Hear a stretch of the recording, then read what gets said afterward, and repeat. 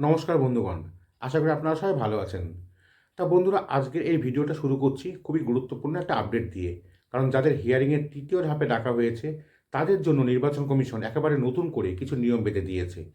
এই নিয়মগুলো যদি আপনি না জানেন অথবা ঠিকভাবে না মানেন, তাহলে কিন্তু আপনার হিয়ারিং সেখানে বাতিল হয়ে যেতে পারে। অনেকে ভাবছেন ডকুমেন্ট আছে মানে সব ঠিক। না বন্ধুরা, এখন আর বিষয়টা এত সহজ নয়। তাই ভিডিওটা শুরু থেকে শেষ পর্যন্ত মন দিয়ে দেখবেন। এছাড়াও নির্বাচন কমিশন পরিষ্কার জানিয়ে দিয়েছে, একটা নির্দিষ্ট ডকুমেন্ট সবাইকে বাধ্যতামূলকভাবে সঙ্গে নিয়ে যেতে হবে। তাহলে প্রশ্ন হলো, এই মুহূর্তে নির্বাচন কমিশনের তরফ থেকে ঠিক কী নির্দেশ এসছে, কোন তিনটি নতুন নিয়ম মানতেই হবে, আর কারা কোন ডকুমেন্ট সঙ্গে নিয়ে যাবেন, সব কিছু আজকে এই ভিডিওতে একদম পরিষ্কার করে বলবো। ভিডিওটা শুরু করার আগে ছোট্ট একটা অনুরোধ, যদি নতুন হয়ে থাকেন চ্যানেলটা অবশ্যই সাবস্ক্রাইব করবেন এবং পাশে বেল আইকনে ক্লিক করে অল নোটিফিকেশনটা অন করে রাখবেন। তা বন্ধুরা, এতক্ষণ আপনারা প্রায় সবাই জেনে গেছেন হিয়ারিংয়ের জন্য নতুন করে যে লিস্ট বেরিয়েছে, সেটা ইতিমধ্যে panchayat office, block office, ward office সব জায়গাতেই টাঙানো হয়েছে।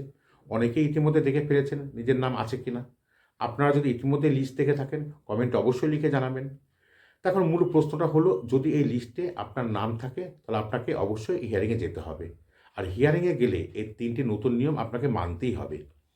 নির্বাচন কমিশনের তরফ থেকে জানানো হয়েছে, এই লিস্টে মূলত রাখা হয়েছে লজিক্যাল ডিসক্রিপেন্সির আওতায় থাকা ভোটার এবং আনম্যাপড ভোটার, সব মিলিয়ে প্রায় 1.5 কোটির কাছাকাছি নাম এই লিস্টে রয়েছে।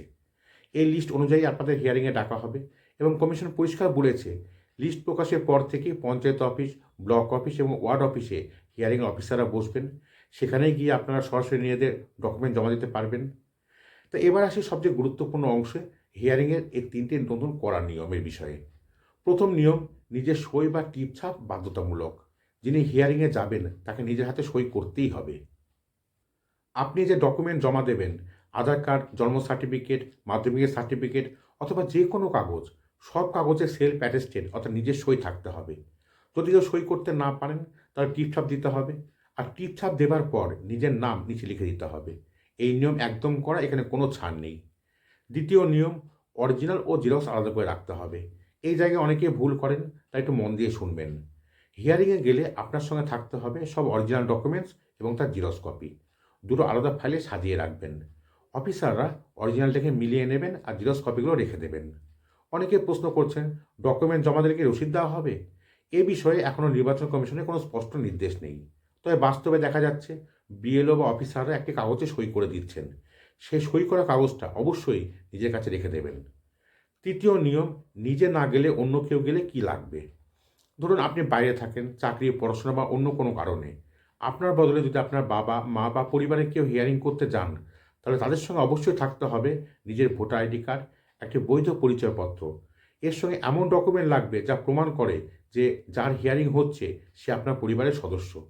যেমন বাবা ছেলের সম্পর্ক, মা মেয়ের সম্পর্ক ইত্যাদি। এভাবে পরিবারের যে কোনো সদস্য হিয়ারিং সম্পন্ন করতে পারবেন। এখন আসি আরেকটা খুব গুরুত্বপূর্ণ আপডেটে। যদি আপনার নাম লজিক্যাল ডিসক্রিপেন্সির আওতায় আসে, মানে বাবার নাম দিয়ে ফর্ম ফিল আপ, মায়ের নাম দিয়ে ফর্ম ফিল আপ অথবা ঠাকুরদা, ঠাকুরমা বা দাদু দিদিমার নাম দিয়ে ফর্ম ফিল আপ, তাহলে আপনার জন্য আলাদা নির্দেশ রয়েছে। এই ক্ষেত্রে আপনাকে 2002 সালের ভোটার লিস্টের জেরক্স কপি অবশ্যই সঙ্গে নিয়ে যেতে হবে। যে ব্যক্তির নাম দিয়ে আপনি ফর্ম ফিল আপ করেছেন, সেই ব্যক্তির নাম 2002 সালের তালিকায় থাকতে হবে। এই ডকুমেন্ট ছাড়া আপনার হিয়ারিং সম্পূর্ণ হবে না। যদি কেউ ভুয়ো বা জাল ডকুমেন্ট নিয়ে যান আর সেটা যদি ধরা পড়ে, তাহলে নির্বাচন কমিশনের তরফ থেকে আইনি ব্যবস্থা নেওয়া হতে পারে। তাই শুধুমাত্র সঠিক ও বৈধ ডকুমেন্টসই জমা দেবেন, কোনো ঝুঁকি নেবেন না। শেষ কথা হলো, এই তিনটে নিয়ম ঠিকভাবে মেনে যদি আপনারা হিয়ারিংয়ে যান এবং সঠিক ডকুমেন্ট জমা দেন, তাহলে আপনার হিয়ারিং কখনোই বাতিল হবে না। নির্বাচন কমিশনের তরফ থেকে বলা হয়েছে, সব ঠিক থাকলে এসআইআর এর ফাইনাল লিস্টে আপনার নাম 100% উঠবেই। তা বন্ধুগণ, এই ছিল আজকের আপডেট। আশা করি ভিডিওটা আপনাদের কাজে আসবে। ভিডিওটা ভালো লাগলে লাইক করবেন আর বন্ধুদের সঙ্গে শেয়ার করবেন।